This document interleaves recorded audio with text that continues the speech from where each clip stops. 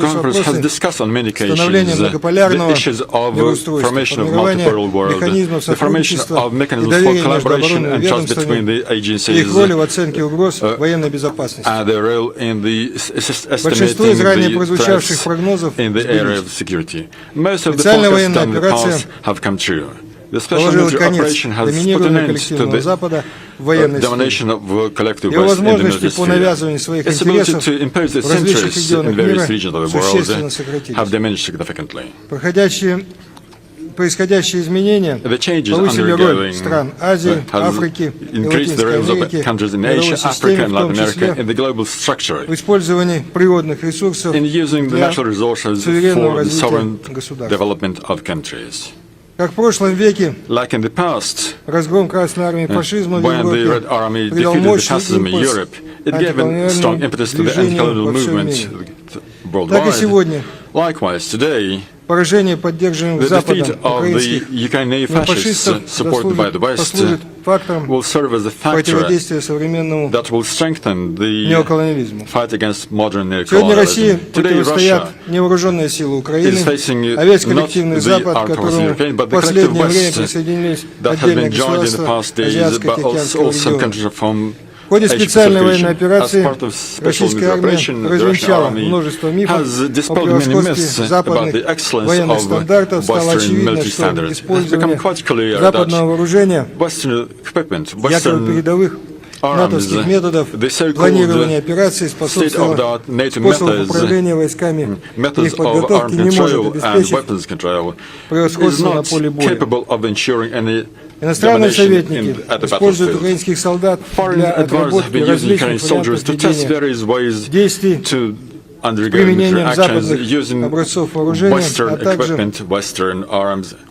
And the Zelensky regime has been providing cannon fodder for these experiments. The level of losses in Ukrainian military is ignored by foreign Western advisors.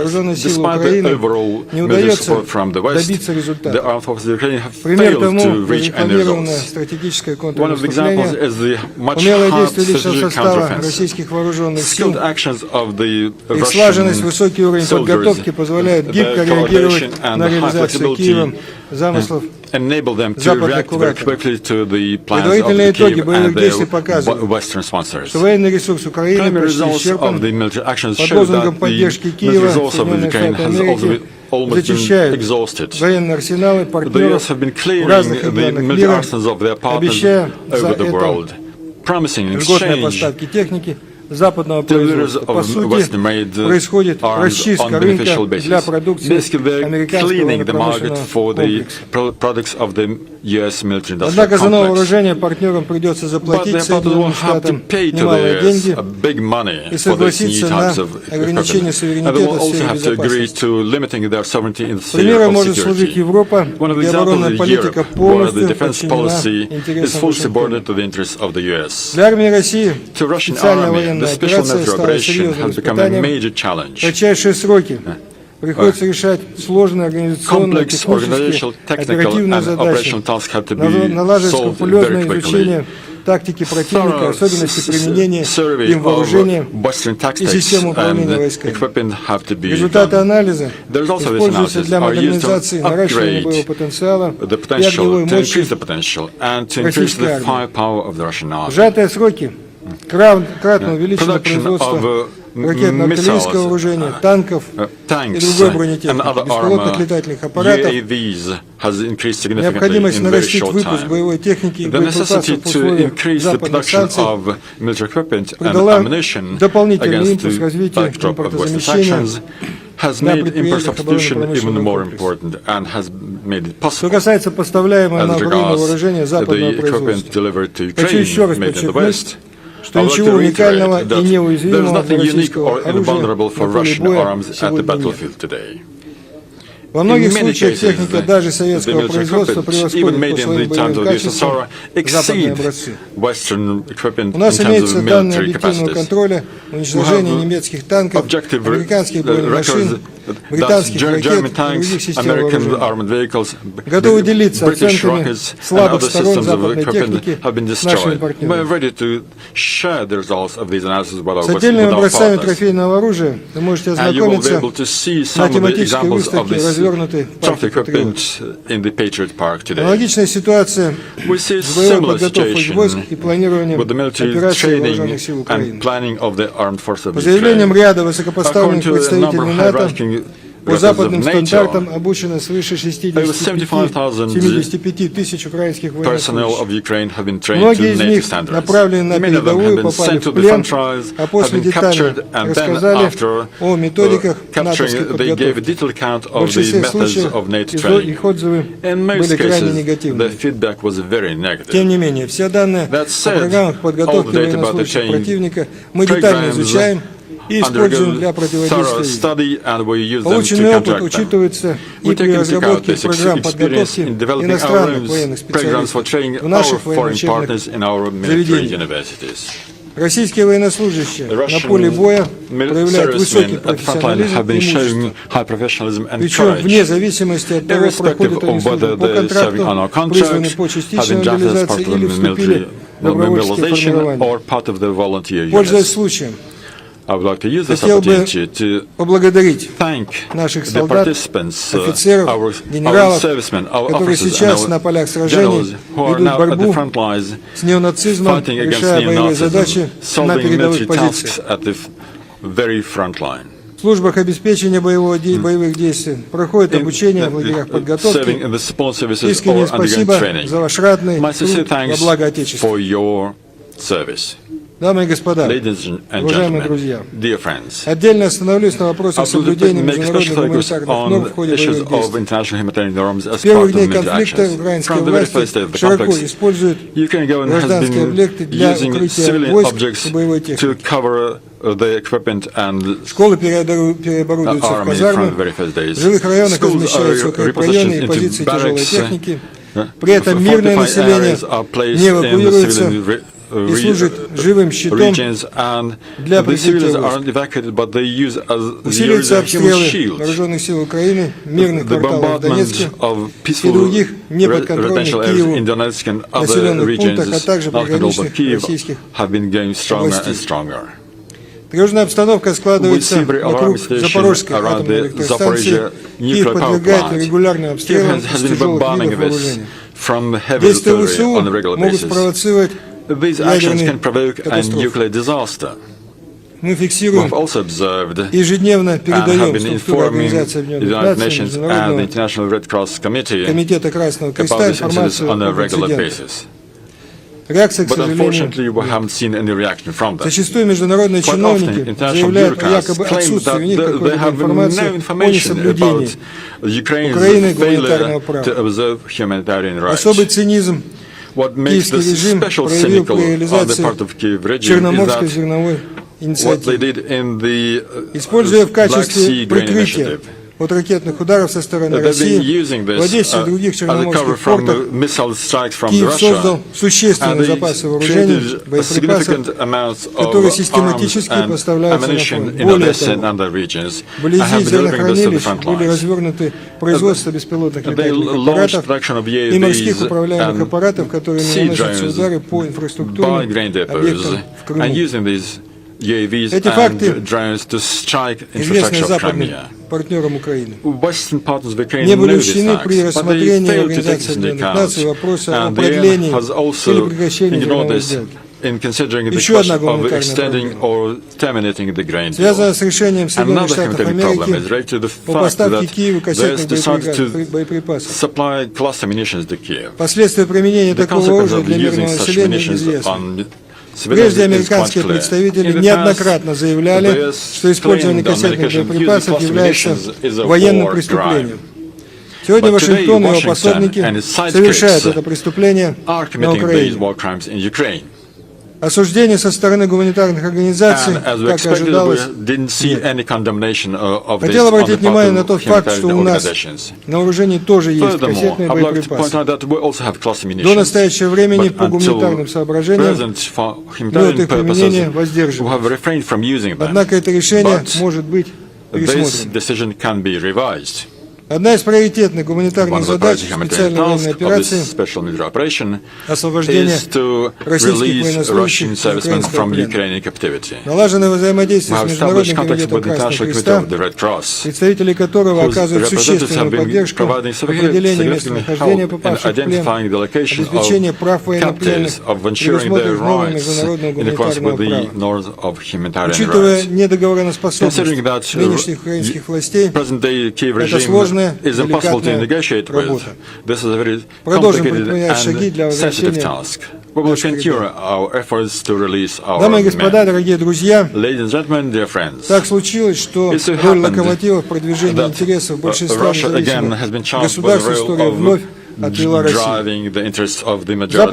Запад, опасаясь слома однополярного мира и открытого противостояния с сильным в военном отношении противником, провоцирует локальные конфликты во всем мире. Цель такой политики – ослабить конкурентов, сохранить контроль над ресурсами, продвигая собственные правила жизни, противодействовать консолидации несогласных. Заметно усилилась активность западных государств по обеспечению военного присутствия в Азии, Африке и Латинской Америке.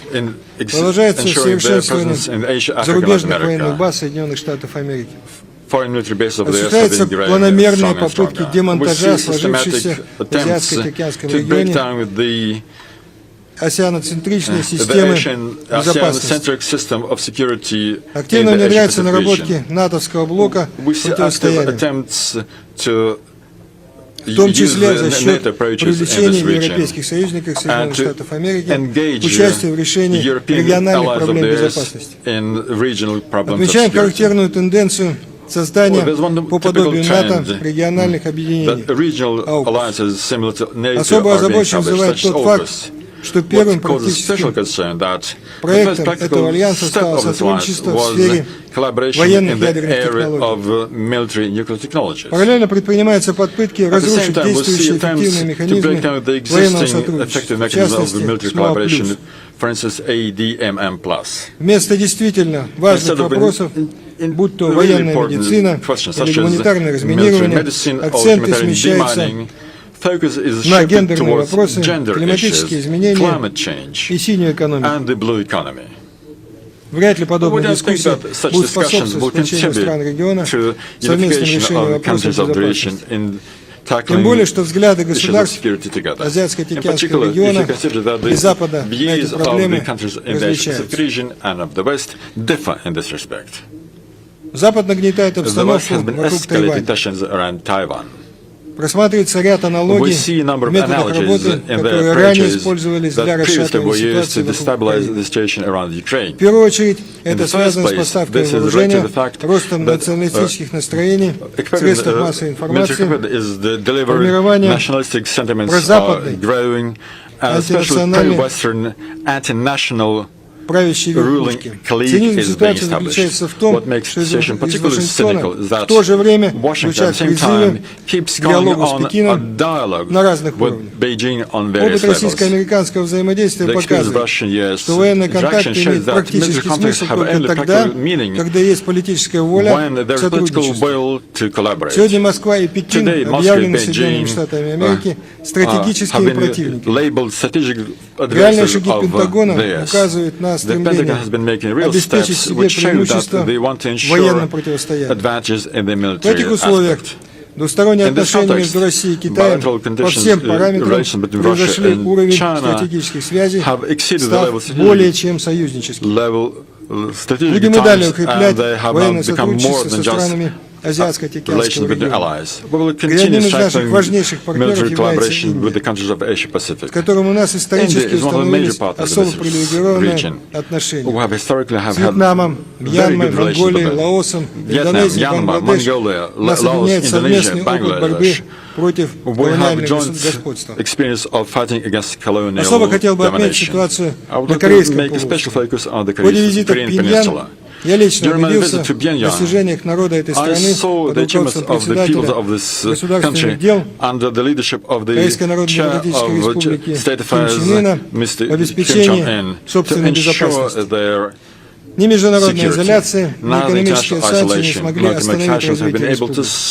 Страна добилась впечатляющих успехов в решении непростых социальных и оборонных задач.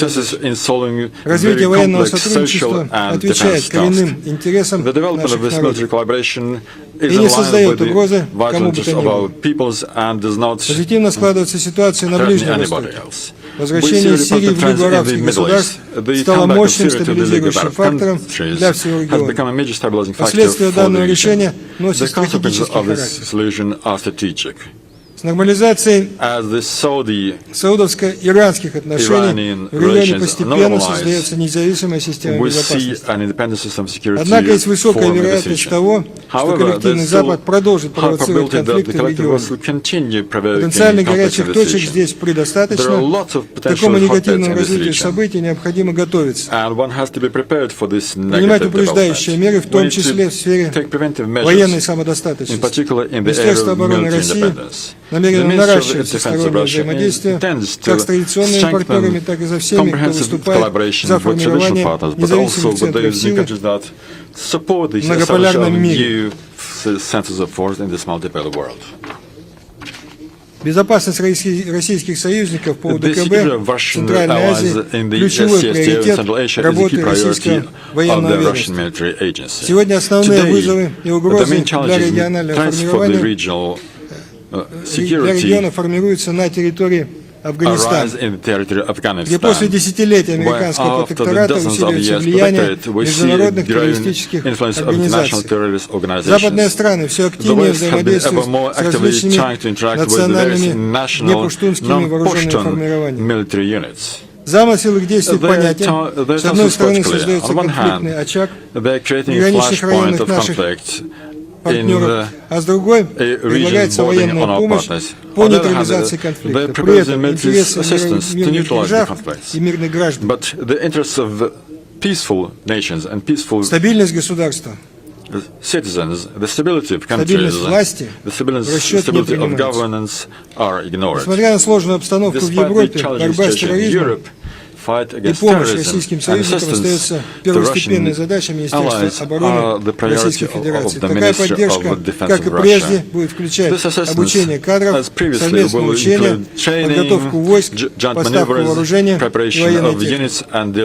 Арктический регион играет все более весомую роль в обеспечении военной и экономической безопасности России. Исследование освоения северных регионов имело приоритетное значение для российского государства на протяжении всей его истории. Повышенный военный интерес к российской Арктике стали проявлять внерегиональные государства. Предпринимаются попытки внедрить некие новые правила, определяющие порядок прохода судов вблизи наших границ. Усиливается кампания в европейских средствах массовой информации, направленная на дискредитацию российских шагов по созданию системы безопасного мореплавания и мониторинга обстановки, а также обеспечению экологической устойчивости региона. Военная деятельность НАТО существенно возросла после вступления в альянс Финляндии и фактического поглощения блоком военных структур Швеции. Хотя для нас так и остается открытым вопрос о том, что привело Хельсинки и Стокгольм после их последовательного вхождения в военное противостояние с Россией. Мы внимательно отслеживаем происходящее изменения. На угрозы в сфере безопасности и попытки провокации мы будем адекватно реагировать, в том числе путем укрепления безопасности союзного государства России и Беларуси. Ни у кого не должно быть иллюзий, что на фоне проведения специальной военной операции можно нанести ущерб российским интересам. Уважаемые друзья, Латинская Америка сегодня показывает пример отстаивания прав на независимое развитие народа. Формирующееся здесь поле силы приобретает все большее значение в современном мире.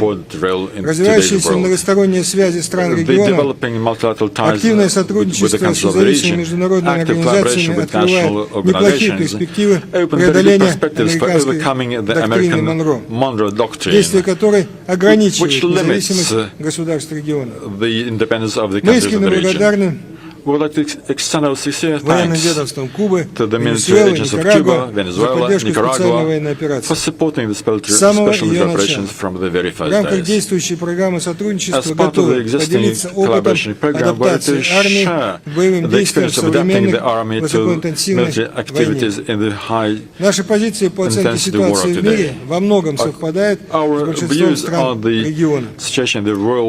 Отмечаем необходимость развивать контакты с партнерами из Бразилии, Боливии, Перу, Мексики, Аргентины. Консультации и делегационный обмен следует активизировать в новых условиях противодействия со стороны Соединенных Штатов Америки и их союзников.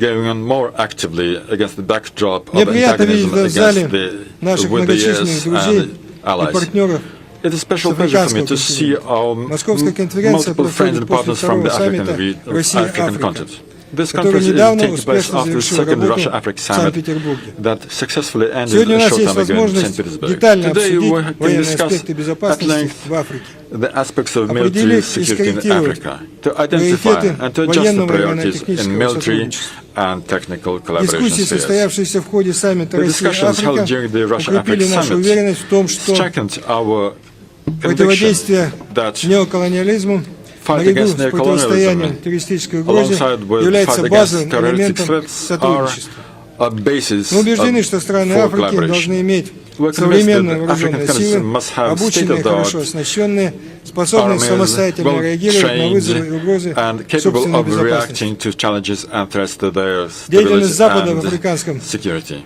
На африканском континенте в первую очередь направлены на сохранение возможности выкачивать природные ресурсы бывших колоний за счет поддержания конфликтных очагов. Для этого используется множество антиправительственных и террористических группировок. Одновременно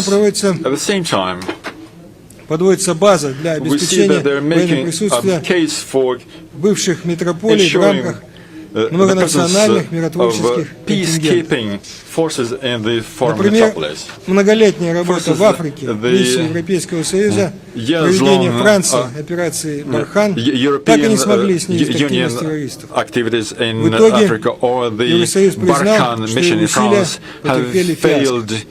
Министерство обороны России продолжит расширять взаимодействие со странами Африки в области военного и военно-технического сотрудничества.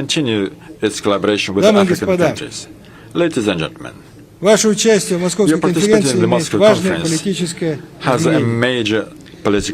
Доказывает значимую роль взаимодействия военных ведомств дружественных стран, особенно в условиях сложной международной обстановки.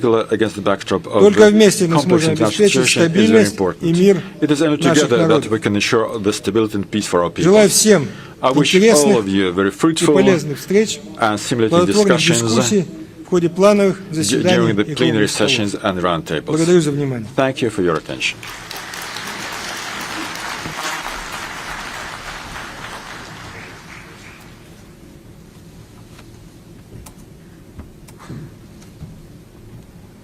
Для оглашения приветствия участникам конференции президента Республики Беларусь Александра Григорьевича Лукашенко слово предоставляется государственному секретарю Совета Безопасности Республики Беларусь Александру Григорьевичу Вольфовичу. Welcome address by President of the Republic of Belarus, Alexander Lukashenko, delivered by State Secretary of the Security Council of the Republic of Belarus, Lieutenant General Alexander Wolfovich. Дамы и господа, уважаемые друзья и коллеги, разрешите вас поприветствовать от имени миролюбивой и гостеприимной Республики Беларусь. Прежде всего, позвольте выразить признательность Сергею Кужугетовичу, всем нашим российским друзьям и коллегам за организацию этой знаковой и масштабной конференции.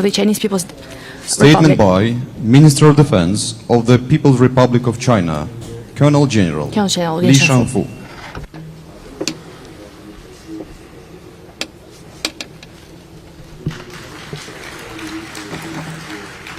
尊敬的各位朋友、同志们，很高兴应邵伊谷部长的邀请，参加第11届莫斯科国际安全会议。首先，对会议的召开表示衷心的祝贺，对俄方的精心安排表示真诚的感谢。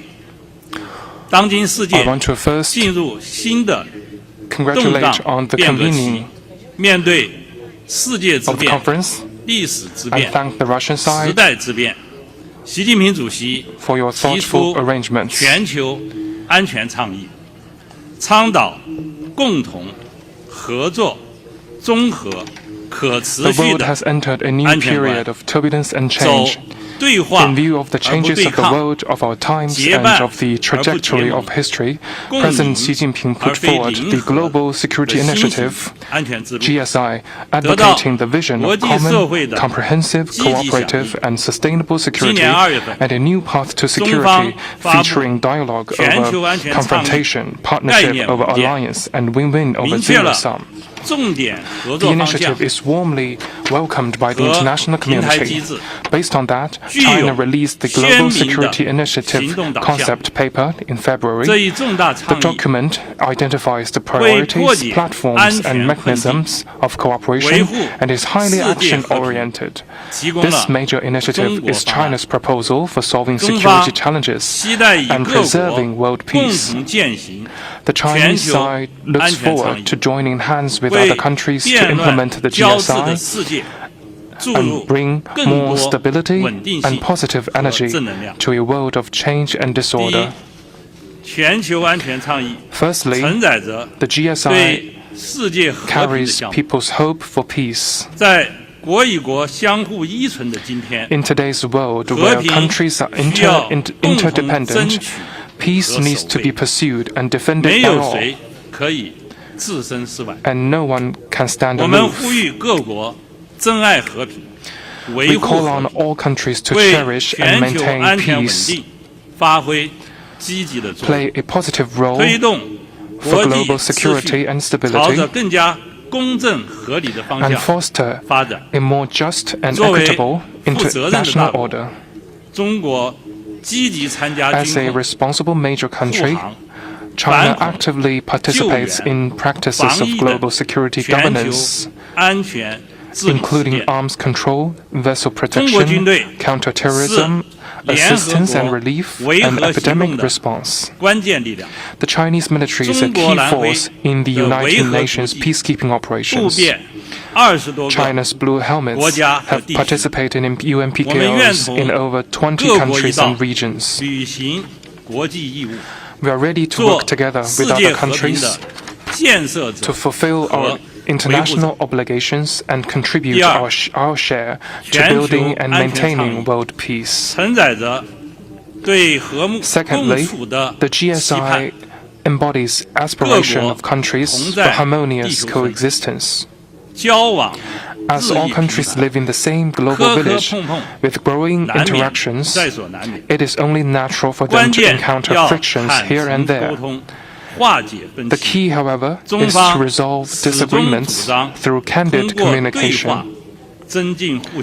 China always advocates enhancing mutual trust, building consensus and overcoming differences, and properly handling disagreements through dialogue. We are committed to promoting peace talks and building greater international consensus to solve differences, be it the Afghan issue, the Syrian issue, the Korean Peninsula issue, the Ukraine crisis, or the Iranian nuclear issue. Since March this year, China has facilitated talks between Saudi Arabia and Iran, and their signing of a joint statement on restoring diplomatic relations. This is a fruit of dialogue and peace. Thirdly, the Global Security Initiative bears the humanity's pursuit of a common development. Poverty is the source of chaos. For emerging markets and developing countries, development is the biggest security. China always opposes promoting common security through common development. and believes that no country or individual should be left behind as we pursue development. The Chinese people have found the Chinese path to modernization through painstaking trials.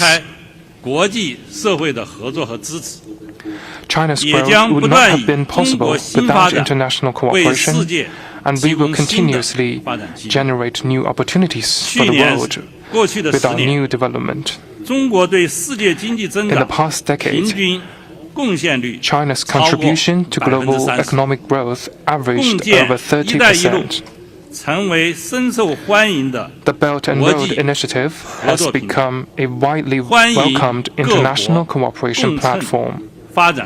We welcome countries in the world to take the express train of China's development and share the benefits together. Friends and colleagues, security and development are the basic rights and interests every country deserves, rather than privileges reserved for a few. Bullying behaviors of containing and suppressing other countries' development not only contradict with the way economy grows, but also find no support. Hegemonic practices of imposing one's own will on others and blatantly interfering in other countries' internal affairs is drawing increasingly strong opposition and rejection from the international community. Such erroneous acts deprive other countries of their legitimate rights to development and economy and are the root causes of chaos and instability in the world. The Taiwan question is China's internal affair and brooks no external interference. China's reunification is the trend of history. Playing with fire on the Taiwan question and attempting to use Taiwan to contain China are doomed to fail. For a more just world, we need to stand in solidarity to reject willful power politics. For a more secure world, we need to support each other to reject long-arm global military hegemony. For a more inclusive world, we need to come together to reject containment and suppression by hook or by crook. Dear friends and colleagues, the Chinese military is a staunch force for world peace. We stand ready to comprehensively deepen practical cooperation with militaries of other countries and practice the GSI together. Firstly, China will continuously enhance military, security, and strategic mutual trust with other countries. We have carried out military exchanges with over 150 countries. The China-Russia Comprehensive Strategic Partnership of Coordination for the New Era continues to grow, and the China-Russia military relationship has become a prime example of cooperation featuring no alliance, no confrontation, and not targeting any third party. We are willing to strengthen exchanges with the militaries of other countries, deepen military cooperation with ASEAN members and other neighboring countries, elevate military relationship with European countries and the EU, and consolidate traditional friendship with the militaries of African, Latin American, and Caribbean and South Pacific countries. We will keep expanding our circle of friends based on equality, mutual trust, and win-win cooperation.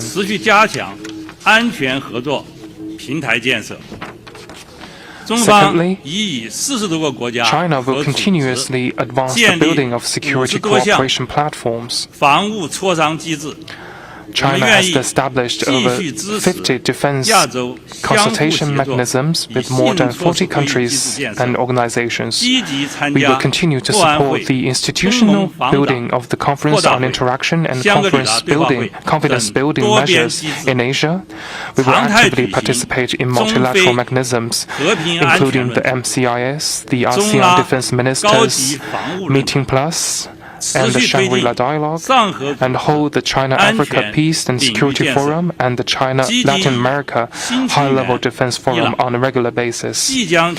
We will further advance the security cooperation mechanisms of the Shanghai Cooperation Organization and actively deepen defense cooperation with new member Iran and member-to-be Belarus. China will host the Beijing Xiangshan Forum this October. Here, I'd like to sincerely invite you to attend the forum in China. Thirdly, China will continuously strengthen practical cooperation in professional fields. The Chinese side will deepen cooperation with militaries of other countries on high-tech, weaponry and equipment, logistics support, international counterterrorism, military academies, military culture, and public health. We will continue to do our best to help militaries of other countries in need. China is willing to carry out joint exercises and training with other countries and explore the possibility of further extending the area of exercises. We will work with other countries to enhance cooperation on international arms control and non-proliferation, jointly meet non-traditional security challenges concerning space, cyberspace, biology, and artificial intelligence, and provide more public goods for world peace and stability. Friends and colleagues, as a Russian proverb goes, the road to success is always bumpy and tortuous. And the Chinese people often say, tread stumbling bumps into stepping stones. As long as we join hands and strive toward peace with determination, we can for sure overcome all difficulties and obstacles and make new and greater contributions to world peace. Thank you very much.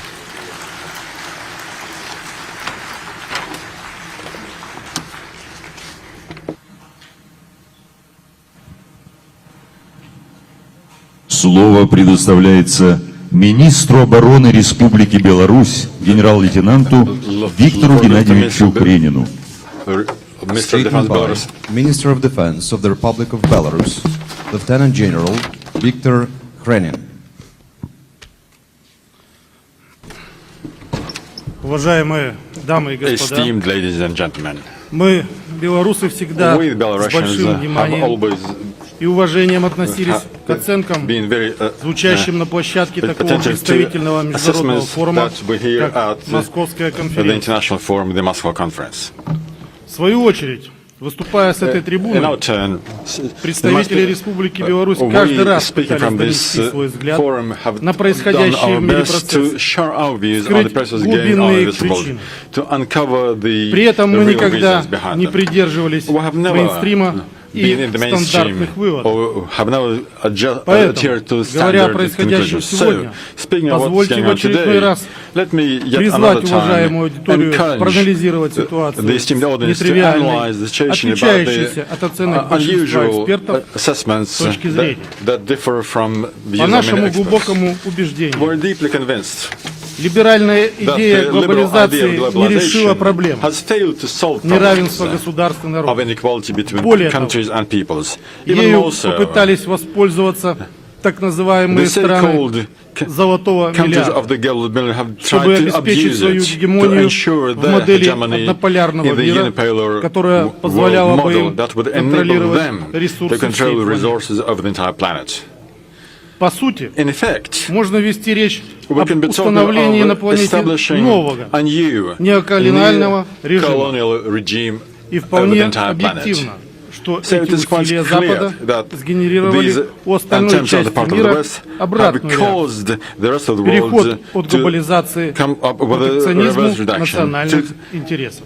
Мы видим, как многие страны включились в борьбу, жестко отстаивают свою цивилизационную самобытность, независимость, суверенитет и право на конструктивное взаимодействие в многополярном мире.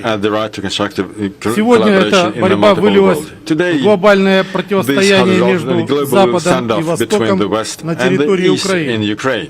При этом развернувшаяся там прокси-война фактически поставила планету на грань Третьей мировой войны.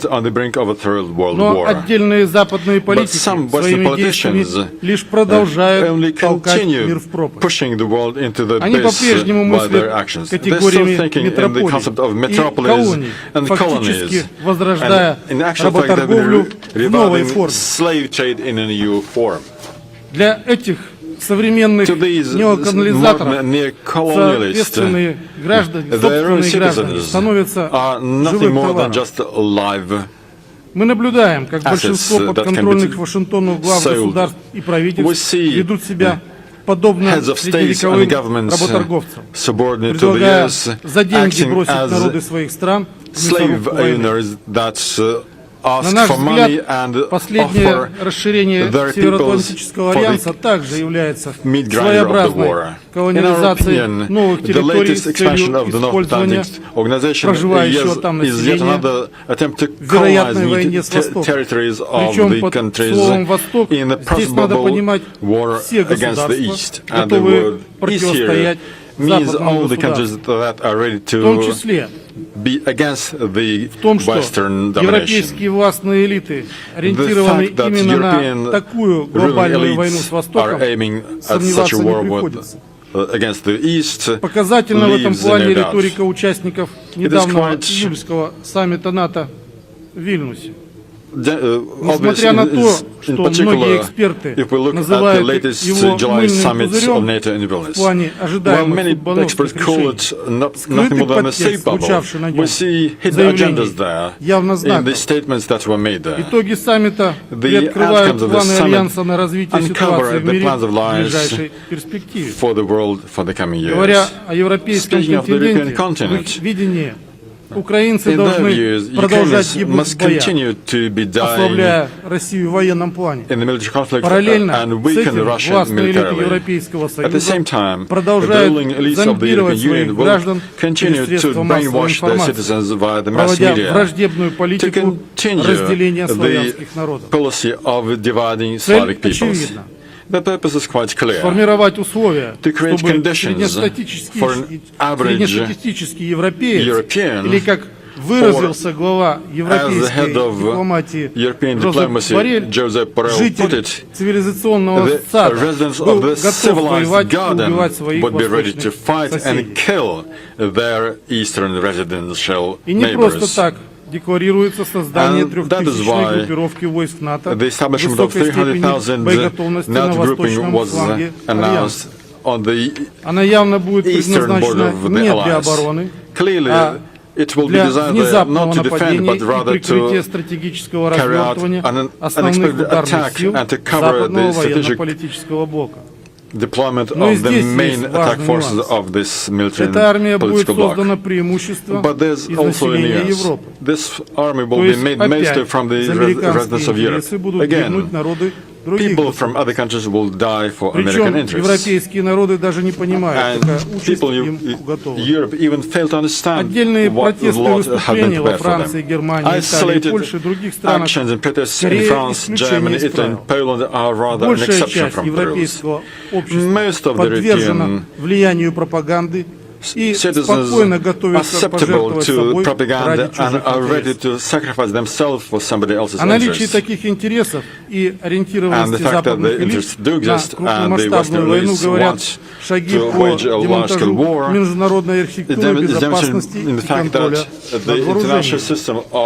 Сегодня эта система, мешающая коллективному Западу реализовать агрессивные масштабные планы военного строительства, окончательно разрушена. То есть руки развязаны. И не случайно Польша заявляет о планах создания самой сильной армии на территории Европы. Не отстают от нее и другие европейские страны, все чаще прибегающие к воинственной риторике. Кроме того, агрессивный характер военной политики стран Запада перестал скрываться за формулировками исключительно оборонительной направленности их военных доктрин. В доктринальных документах продолжают закрепляться претензии на глобальное и региональное доминирование. добиваться которого планируется путем применения военной силы. Она начинает рассматриваться как основное средство отстаивания национальных интересов. Снижается порог для принятия решений на ее применение. В национальных и коалиционных документах стратегического планирования государств Запада открыто называются противники. Сегодня это Россия, Китай и союзные им государства, в число которых входит и Республика Беларусь. Мы понимаем, что на пустом месте такие доктринальные установки не рождаются. На Западе идут интенсивные военные приготовления. В это вкладываются огромные деньги. И надо понимать, что в капиталистическом мире замораживать свои активы в оружии и раздутой армии просто так никто не будет. Поэтому вывод можно сделать однозначно. Возможность прямого военного столкновения с НАТО в будущем становится весьма очевидной. На сегодняшний день все маски сброшены. Истинные планы Запада уже открыто звучат из уст высокопоставленных должностных лиц. Все помнят заявление бывшего канцлера Германии о значении Минских соглашений в подготовке агрессии против России. В январе текущего года глава немецкого МИДа и вовсе заявила о том, что в настоящее время НАТО фактически уже воюет с Россией. Единственное, что сдерживает властные структуры стран золотого миллиарда от развязывания крупномасштабной войны, это угроза ядерного ответа на их действия. Не случайно Республика Беларусь рассматривает возвращение тактического ядерного оружия на свою территорию как действенный фактор стратегического сдерживания. Для разрушения неугодных государств введение на их территории прокси-войн активно используются негосударственные игроки в лице террористических и преступных организаций, радикальных и религиозных течений, представителей пятой колонны, объединившихся с диаспорами за рубежом. Именно эти игроки активизируют попытки реализовать свои интересы и отвоевать место в формирующемся миропорядке. С этой целью они при поддержке Запада создают собственные вооруженные формирования, которые могут задействоваться для дестабилизации государств-мишеней, захвата военным путем части их территории, создания на ней новых квазигосударственных образований. За примерами далеко ходить не надо. Недавно мы наблюдали спонсируемую Украиной атаку террористов с участием боевиков так называемого русского добровольческого корпуса на приграничной территории Белгородской области. Соседние с Республикой Беларусь страны также готовят на своей территории вооруженных боевиков из числа сбежавших из Белоруссии преступников. При этом без утайки говорят о том, что будут использовать их для военных атак на белорусское государство. Несомненно, сами по себе подобные националистические квазивоенные формирования существенной угрозы с военной точки зрения не представляют. Но под их флагом могут быть задействованы строевые воинские части и соединения западных стран. При этом, с точки зрения международного права, очень сложно будет уличить их в участии в агрессии. Ведь в данном случае они будут заявлять, что белорусы воюют против белорусов, россияне воюют против россиян и тому подобное. Удручает в этой ситуации пассивность международных организаций в оценке таких действий, которые продолжают закрывать глаза на спонсирование террористов со стороны государств Запада. Причина тому для нас ясна. Фактически, эти международные институты приватизированы западными странами для обслуживания своих интересов. Большинство функционеров этих международных организаций подконтрольны западным правительствам. Они помогают им проводить соответствующую политику. С способствуя формированию условий для применения военной силы против государств, стремящихся к более справедливому мироустройству. И не стоит удивляться, почему Республика Беларусь является активным участником интеграционных процессов в рамках АДКБ и СНГ, стремится в ШОС и БРИКС. Мы просто видим в этих организациях альтернативные механизмы обеспечения безопасности за счет объединения народов. Но мы также видим, что предпринимаемые нами интеграционные усилия ломают планы Запада. Не случайно осуществляется попытка внести раздор в союзы государств, оторвать страны друг от друга, вовлечь их в западную неоколониальную модель поведения. В рамках таких устремлений нашим союзникам предлагаются различные альтернативные форматы сотрудничества, экономические и финансовые преференции. Не буду повторяться, насколько опасно нарушение единства в форматах СНГ, АДКБ, ШОС в долгосрочной перспективе. Important it is to keep О том, unity что in the сиюминутные выгоды могут в CST and последующем CO стать причиной катастрофы, не раз говорил президент Республики Беларусь. Складывающаяся в мире обстановка не оставляет сомнений в том, что нам надо держаться вместе. Ведь наше будущее во многом зависит от совместной и консолидированной работы. Очевидно, что пройти сложный этап становления нового миропорядка с наименьшими потрясениями смогут лишь те, кто сохранит сплоченность. Именно поэтому мы все чаще говорим о необходимости углубления интеграции. Уважаемые коллеги, Беларусь – миролюбивая страна и открыта для диалога. Однако в этой обстановке мы вынуждены корректировать свою военную политику.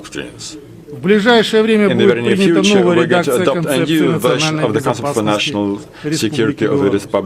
Параллельно мы активно работаем на актуализации положений действующей военной доктрины белорусского государства. Уже сегодня через проекты этих знаковых для государства документов красной нитью проходит тезис, что мы сделаем все, чтобы никто даже не пытался указывать белорусам, как жить на своей земле. Наша армия готова дать отпор любому, кто попытается посягнуть на независимость, суверенитет, территориальную целостность и конституционный строй белорусского государства и его союзников.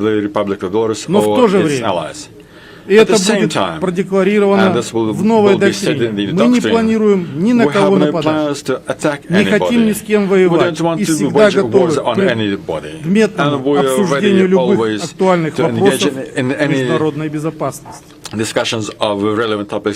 Вполне очевидно, что диалог необходимо возобновлять именно сейчас, пока еще есть выход из тупика и не развязана очередная мировая война. Позиция Республики Беларусь однозначна. Любыми средствами остановить войну. Потом, может быть, уже поздно. Надеюсь, что наш посыл будет услышан. Благодарю за внимание.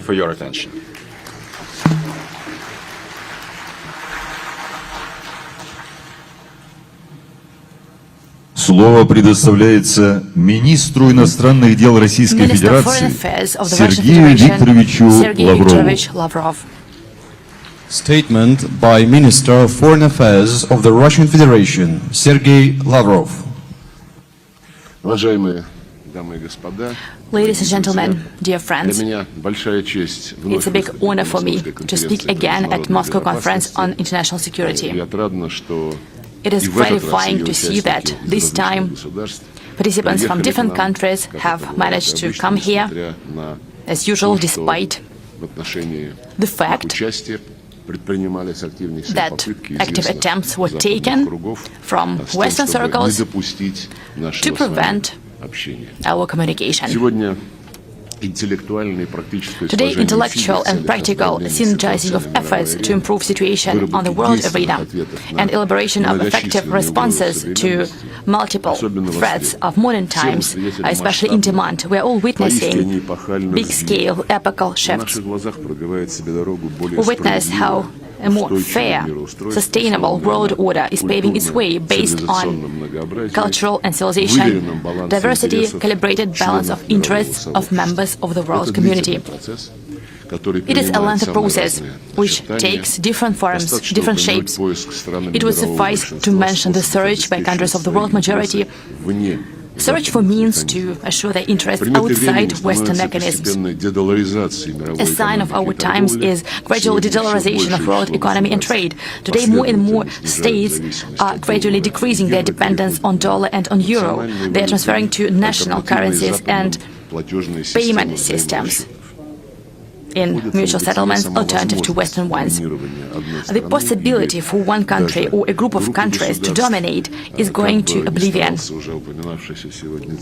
Even if Mr. Barrel does his best to declare Europe as a flourishing garden and saying that he only sees jungle around this garden, jungle that needs to be civilized, I think that it shows once again that such mentality is just an impasse. This mentality that allowed to the West to dominate the whole world for several centuries.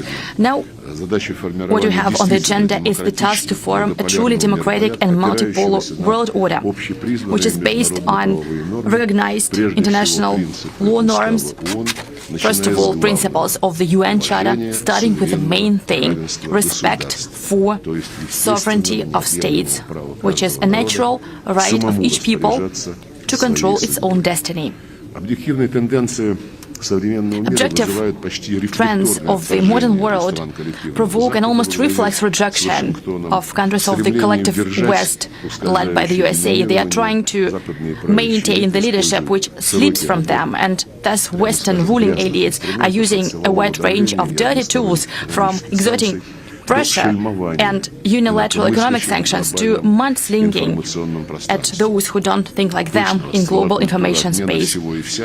Culture of cancellation of everything is now flourishing, cancelling everything which is not in line with Western vision. Americans and their NATO satellites are violating the UN Charter, trying to point out to other countries who to develop connections with and how to do that. Thus, they reject their right to have their national interests. They show outrageous intolerance to opinions different from theirs, and thus the West is trying to stake out prerogatives to form the global agenda. In various regions of the world, Western geopolitical engineers directly provoke crisis situations in the spirit of the concept of controlled chaos, to be able to seek fish in troubled waters afterwards. Iraq, Libya, destruction, imposing of separatism in Syria, and many other examples may be cited, including orchestrated by Washington and Brussels, blood-stained coup d'etat in Kiev in February 2014, which was a blatant violation of the UN principle, which is non-interference into domestic affairs.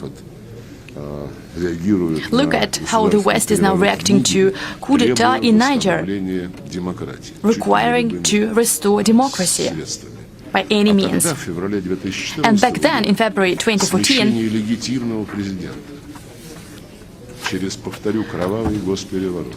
that blood-stained coup d'etat, a day after an agreement was reached to settle the conflict with the Eastern Union's guarantees, back then it did not provoke any negative reaction in the West. And I remember that John Kerry said several days after the coup, he said, well, yes, it used to be a legitimate president, and then people just revoked his powers. It was a manifestation of democracy, I'm almost quoting. There are many examples of such hypocrisy and double standards. They are innumerate, and to cover their racist line and to stake their hegemony, the Westerns are trying to change law which they are violating very often, and President Putin provided his evaluations of such actions many times. Quite recently, at the plenary session of the second summit, Africa-Russia, he said, "It's not clear at all what these rules are, who created them. It is clear that they are used by individual countries for their own selfish interests, and they are changed due to political conjuncture. As I have said, they are trying to use these rules in their favor, any way they wish, when it is aligned with their interests in the area of world trade, world financial system, as part of international security obligations, and many other spheres of interstate communication, including an arrogant attempt of the Western minority to almost privatize secretariats of international organizations, including the United Nations, Brandenburg Institute, World Trade Organization, Organization on Prohibition of Chemical Weapons, and we see pretty much the same trend in the activities of world sport federations. Washington and its allies are not bothered by the fact that by their illegitimate actions they are undermining global stability, they are creating more and more new risks, they undermine supply chains, food security, energy security. It has already been mentioned today. By increasing military presence near Russian borders, NATO members have been ignoring for many years very specific political promises given back in the Soviet times, promises not to expand NATO,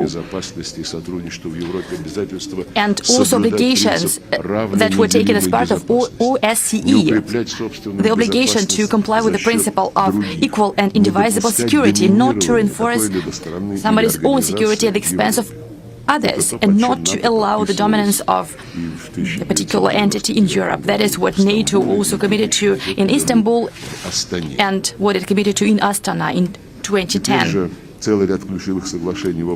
Now, a whole number of key treaties and agreements in the area of arms control and non-proliferation, Washington just undermined it, and now there are even concerns that they will try to infringe on one of the cornerstone elements of global architecture of international security, which is non-proliferation treaty. We see that such risks are created when blatant attempts are made to exclude Anglo-Saxon nuclear project as part of the new AUKUS bloc, to eliminate it from this treaty. By the way, Anglo-Saxons are already inviting Japan and South Korea in this bloc.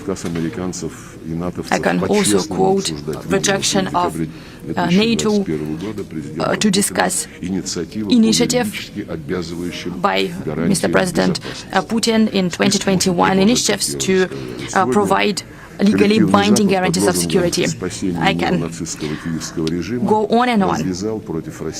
Today, the West has started hybrid aggression against Russia in different spheres, military, political, legal, economic, humanitarian. Many facts confirm that Americans and their allies have been preparing a crisis in Ukraine for many years, providing it with weapons and sabotaging resolution of the UN on peaceful settlement, taking into account rightful interests of people living in Donbass. Quite the opposite, the West was silent, and it was actually looking benevolently at the Kiev regime that was prohibiting the Russian language in educational institutions, in cultural facilities, and just in everyday life. It was also witnessing how Kiev officials were publicly threatening to eliminate Russian citizens, to call them not humans.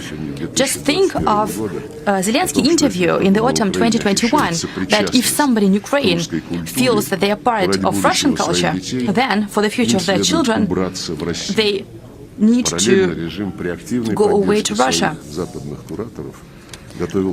The West support the Western coordinators, and this whole operation was prepared. And in those conditions, declaration of independence of Donbass with giving the right to people to identify themselves and conducting the special military operation in Ukraine based on the Article 51 of the UN Charter, it was a forced but necessary step to eliminate menaces created by NATO members, menaces to our security and protection from elimination of Russians and Russian-speaking people on their historical lands. Today, Kyiv and its sponsors are doing their best to engage other countries into supporting the peace formula provided by Zelensky. I think that some of you know about it. To help Ukraine go back to borders of 1991. Those initiatives are put forward, conferences are conducted, and I want to urge all of you, those who are being lured into this scheme. Ukraine has declared the task to eliminate everything which is Russian on territories which are not now controlled by it. This is what the requirement to put Ukraine back in the borders of 1991. This is what it means for them. We see sincere interest of China, Brazil, the South African Republic and other countries. We see their support in helping find realistic and peaceful ways to settle the conflict. Our president has said about that many times, as well as other leaders of the country. It is crucially important that our friends' intentions and propositions, they rely on the real reasons of what is happening and the fact that the West undermines the principle of indivisible security. Today, the USA and NATO, as well as the European Union, to save their geopolitical project to contain Russia, they are providing Ukraine with more and more modern armaments, and they are stoking the conflict more and more, and they are provoking uncontrolled spread of weapons all over the world.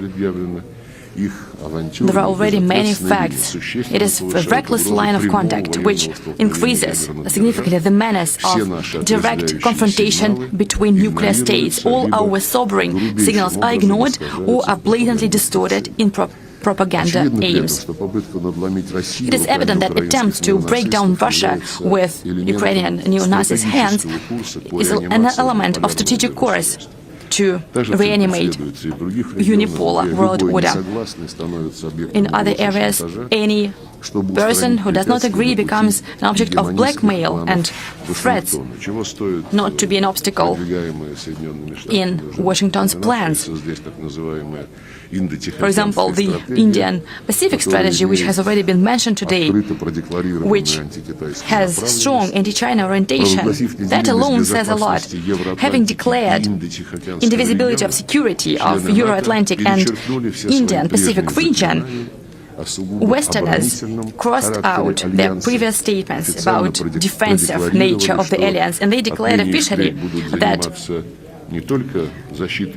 they are not only going to defend their territories, but they're also going to promote their dominance in this part of the world as well, in the Asian Pacific region. The course is taken to destroy ASEAN-centric architecture of security in the Asian and Pacific region, creating their military blocks and promoting and creating NATO infrastructure there. An example of utmost cynicism is Western position related to Taiwan. They are speaking about that without any shame. They are speaking about adhering to the concept of one China, but on the other hand, they require that no one violates the status quo. And what is status quo? We judge from practical actions. It means that Taiwan is treated as independent state, and status quo means that Taiwan is provided with modern armaments, just the way it is done with respect to Kyiv regime.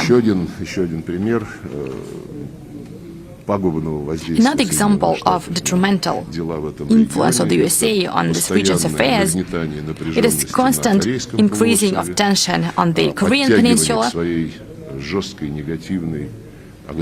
is also engaging Japan and South Korea into its aggressive position.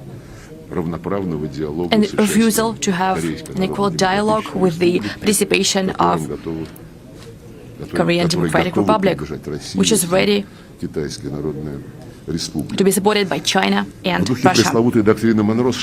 In the spirit of Monroe Doctrine, the USA are trying to dictate by which standards Latin America should live, and an impression is formed that current American elites, they are seeing not only Latin America but the whole world as their backyard. American allies take it for granted and they try to help their elder friend as best they can, and it is manifested by increasing pressure on many countries of post-Soviet space. Minister of Defense of the Republic of Belarus has already talked about that today. It's not very probable that American elites will reject their line of contact in the foreseeable future, but they will not be able to reverse the course of history. The world has changed radically. We see a clear request to create mechanisms of security uncontrolled by Washington and its satellites through forming of zones of pragmatic cooperation and development in different regions of the world. Reliance on multilateral platforms can accelerate this process. Platforms that work on an equal basis, following the constructive agenda. In particular, we see a huge potential of co-development in uniting potentials of organizations that operate in the Greater Eurasia, such as CSTO, EAEU, CIS, SCO, ASEAN, and Gulf Cooperation Council. Uniting of their working programs, and this process has already begun, and it will most probably foster forming of the Greater Eurasia Partnership, and it will help find ways to assure security in Eurasia. Particularly, I would like to emphasize the authority and attractiveness of BRICS. Countries with different political systems and authentic value platforms, they give a great example of working on an equal basis as part of BRICS, and they create a trade, economic, humanitarian, positive interaction, defended from dictatorship from the outside. One of the key issues on the agenda of the summit in Johannesburg will be expansion of BRICS, which undoubtedly will reinforce this organization and will increase its weight on the international arena. Colleagues, the current geopolitical situation makes it more difficult to unite efforts to neutralize threats which are common to the whole humanity, including fight against international terrorism, especially organizations of jihadist nature that have been activated, like ISIS and Al-Qaeda and other extreme groupings that were created in the last decades. It's important to put an end to using terrorism in countries like Syria and others. Sahara-Sahel region, the situation there is a direct consequence of what happened in Libya, which transferred the country into a transit zone for terrorists that they are still using actively. Everyone should learn lessons from tragic consequences of wars started by the USA and their allies. And I think that the UN, that has been quite silent recently in this area, I would like the UN to put forward initiatives and not to resort to double standards. The problem of biological security is of utmost importance, especially uncontrollable biological activities of the USA and their allies in different regions of the world. Our Ministry of Defense is informing of that regularly. These activities are conducted in contravention of obligations of the Convention on the Prohibition of Biological and Toxin Weapons, and it is crucial to aim for urgent reinforcement of this convention and to implement mechanism of verification programs that countries are implementing. Next, prevention of militarization of space also requires a lot of attention. Russia is consistently for preservation of space as something to be used for peaceful activities of all states on an equal basis.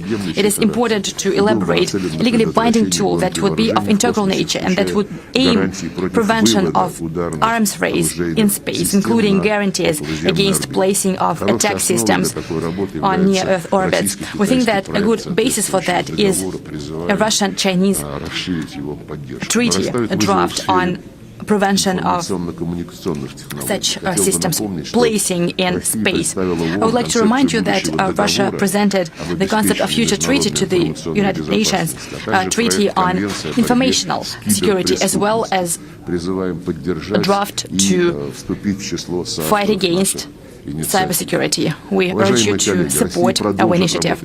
Dear colleagues, Russia will continue to work to consolidate efforts of the world community to counteract global and regional challenges and menaces. We will continue to promote positive agenda to make our contribution into reinforcement of international security and stability and into peaceful resolution of conflicts, and to also aim for implementing the UN principles practically, but not some of them, not on individual principles, but all of them and their integrity.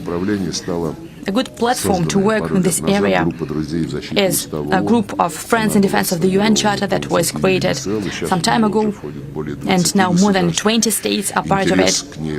Interest to it is growing. We will continue to reinforce this group of like-minded partners, as well as other organizations that are working to democratize international relations. And as President Putin said at St. Petersburg Economic Forum in June this year, we are certainly open to equal partnership with all countries, with all those who, like Russia, value their national interests and are ready to define their future themselves. I thank you for your attention.